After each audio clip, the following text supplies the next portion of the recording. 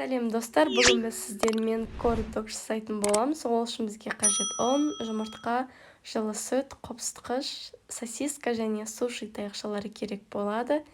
Ең алдымен ыдысымызға жұмыртқамыз салып, үстінен кішкене ғана тұз қосып жіберіңіздер. Үстінен жылы сүтімізді салып, жақсылап араластырамыз.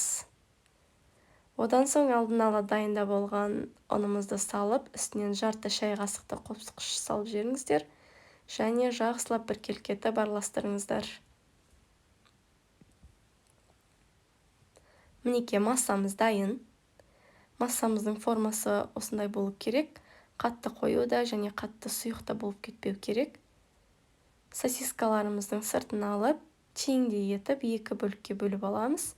Мен 6 сосискадан пайдаландым. Сіздер қалағандарыңызша пайдалансаңыздар болады.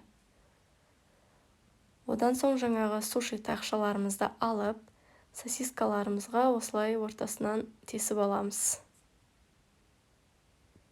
Және жаңағы дайындап алған массамызға салып, қызып тұрған майда 3-5 минут аралығында қатты жылдамдықпен пісіріп аламыз. Мінекей осындай жылдамдықты айналдыру керек. Сол кезде бізде корндогымыздың барлық жері бірдей болып піседі.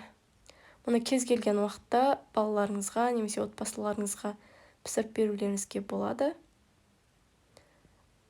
Жасалу жолы өте оңай, тез әрі өте дәмді болып шығады. Мінекей, менде корндоктарым дайын барлығы.